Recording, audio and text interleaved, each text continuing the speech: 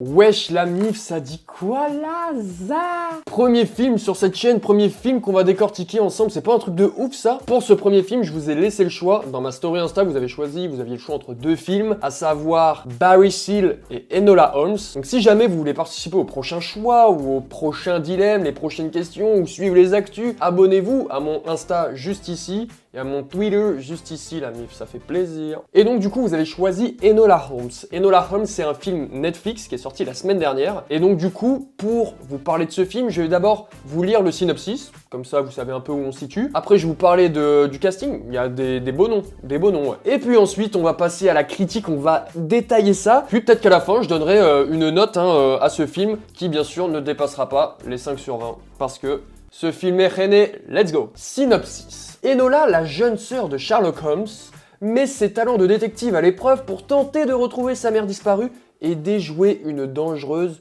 conspiration. Donc là, bam, le décor est planté, on y va, on va foncer dans cette histoire, dans cette folle aventure, dans cette aventure policière et historique, comme dit Allociné. Et pour nous faire ce film, on a besoin de comédiens. Et comme comédien, on a qui? On a Millie Bobby Brown, qui est un nom que j'adore dire, tout simplement, Millie Bobby Brown, j'adore. Donc cette célèbre actrice qui a joué dans Stranger Things, qui a joué aussi dans Godzilla, hein, très peu le savent. Normal, ce film est un peu rené.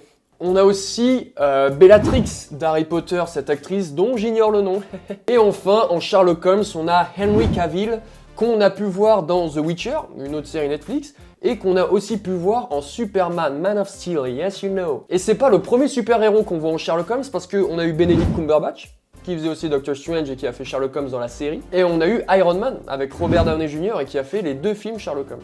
C'est quand même un truc de ouf, non? Et donc c'est parti, on va passer à la critique. On va essayer de faire ça constructif, mais j'ai la haine de ce film, je vous le dis direct. Donc déjà, comme je vous l'ai dit, on nous vend un film aventure, policier et historique. Donc moi je me dis, j'ai vu les autres Sherlock Holmes, je me dis ok, de l'enquête, du mystère, ça va me parler. Très rapidement, on se rend compte qu'on est dans un film pour enfants. Très rapidement. Les énigmes, c'est que des messages codés, enfin pour la plupart, vraiment 90% c'est des messages codés, que le personnage arrive à faire en 30 secondes en se rappelant des souvenirs.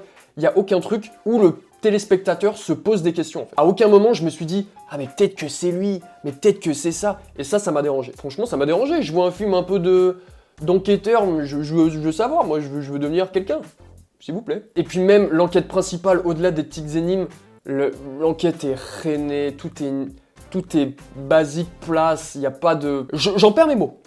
Non mais c'est très plat, enfin ils sont pas allés chercher très loin, retrouver sa mère avec une autre petite enquête, bon, c'est vraiment pas la mer à boire. Ensuite, pour parler du personnage d'Enola Holmes, ce personnage a la fâcheuse manie de parler au téléspectateur toutes les 30 secondes. Donc parler au téléspectateur, ça veut dire briser le 4e mur. Briser le 4e mur, en voilà une phrase, une expression qui est stylée, bien sûr. Si vous n'êtes pas cinéphile, laissez-moi vous expliquer. Briser le 4e mur, c'est tout simplement quand le personnage de la pièce de théâtre du film s'adresse directement au téléspectateur ou au spectateur, qui donne cette impression qu'il y a une communication, comme je fais en ce moment avec vous en fait. Là, je brise le 4e mur. Un autre exemple très simple, par exemple cette pub.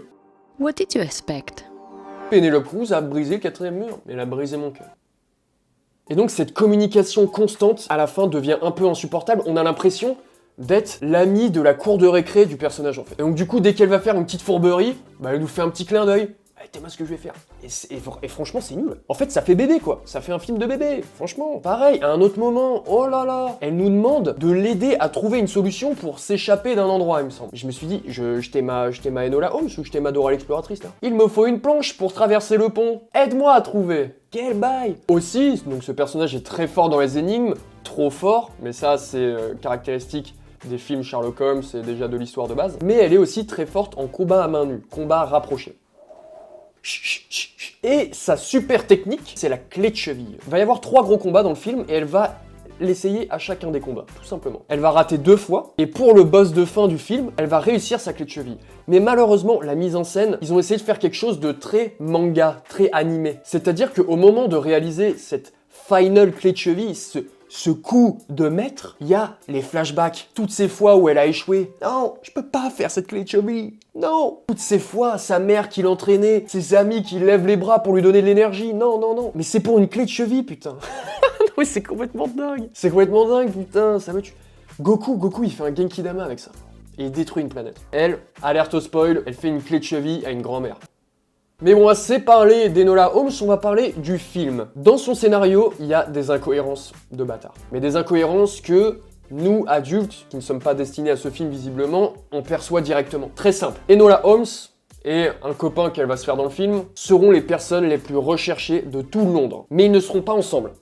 Mais ces deux personnes se recherchent aussi. Donc du coup, on va se dire « Ah putain, ça va être l'art et la manière de se retrouver, ils vont être recherchés, il va y avoir des péripéties de fous. » Non, non, non. Non, non, non, que nenni. Ils vont se retrouver, comme par magie, au marché de Londres, là où il y a le plus de personnes dans cette ville, les gars. T'es producteur, mais tu le vois, mais tu te dis que c'est gros, c'est énorme, c'est incohérent tout simplement. Je sais pas quoi dire de plus là-dessus, sur cette scène en tout. Mais il y a une autre scène, mais qui me... Je vous laisse juger par vous-même. Enola Holmes, avant de partir à la recherche de sa mère, constate que sa mère lui avait laissé des mots, des messages secrets. Ces mots sont des lettres mises dans le désordre, qui forment des phrases ou n'importe quoi. Et en les remettant dans le bon ordre, elle arrive à déceler des messages. Et Enola Holmes, ne sachant pas où est sa mère, va devoir lui répondre. Mais comment lui répondre? Elle va procéder de manière très simple, elle va aller voir des journaux, des distributeurs de journaux, des écrivains, des journalistes. Qu'est-ce que je raconte? Et elle va leur demander de caler un message codé dans le journal. C'est-à-dire un bon pavax de que des lettres dans le désordre, comme un mot croisé, mais dans la rubrique économie, quoi. Comme ça, si sa mère, elle tombe dessus, ben voilà, c'est fait. Mais y a pas que sa daronne qui lit le journal. Y a tout le monde qui lit ce fucking journal, putain. C'est comme si moi, j'allais voir le Parisien. Voilà. Bonjour, j'ai vu que page 4, vous parliez du trou de la sécu. Alors, j'avais un petit message à faire passer, est-ce que c'est possible? Ouais, c'est bon, Est-ce que vous pouvez dire à mon daron de ramener le pain? Voilà. Eh ben voilà, bah c'est nickel, merci. Franchement, c'est des zinzins. Comment ça a pu passer, ça?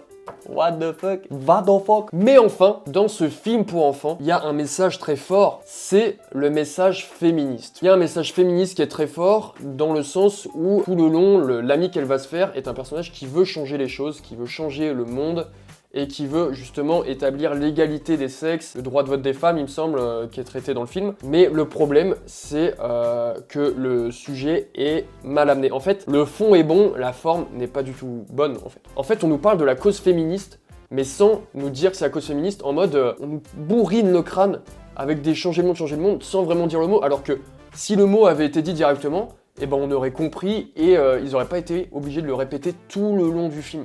Tout le long du film, vu qu'ils disent jamais le mot féminisme ou même égalité ou droit de vote, il est dit une ou deux fois. Le producteur a essayé de la faire subtile, mais c'est trop gros et donc t'as l'impression qu'il essaye de te faire des petits clins d'œil alors que toi t'as très bien compris de quoi ça parle. Mais sauf qu'il te fait des clins d'œil toutes les 5 minutes du film. Et à un moment tu lui dis oui. Ok, ça défend cette cause et tout. Mais après, comme j'ai dit, c'est une cause très importante. Attention, ne me faites pas dire ce que j'ai pas dit. Donc voilà, pour résumer, le message est très important, mais il est mal amené et ça, je dirais pas que ça dessert la cause bien sûr, mais voilà, c'est un peu redondant et c'est un peu lourd au final. Mais voilà pour ce film, mesdames et messieurs, je ne vous en dirai pas plus. S'il y en a qui veulent le voir, j'ai essayé de pas trop spoiler, pas trop dire qui sont les méchants, qui sont les gentils. De toute façon, vous allez très vite voir, hein, vu que c'est un film pour enfants, le méchant, il a une tête de méchant, donc il n'y a pas de secret. Hein. Mais en tout cas, j'espère que vous avez kiffé ce format sur les films, ces petites critiques, là, bon là c'était un peu saillant, mais le film était vraiment super nul. Mais n'hésitez pas aussi à me dire en commentaire ce que vous avez pensé du film, franchement ça m'intéresse de voir, parce que je vois que les avis sont assez partagés, hein. J'ai regardé sur plusieurs sites, voir si c'est moi qui avait déraillé quoi. N'hésitez pas à liker, n'hésitez pas à partager, et n'hésitez pas à vous abonner la mif. N'hésitez pas, ça vraiment, ça me ferait plaisir. Et puis moi, j'ai plus qu'à vous dire à la prochaine, je vous fais muchos besos, et puis je vous dis encore une fois à la prochaine.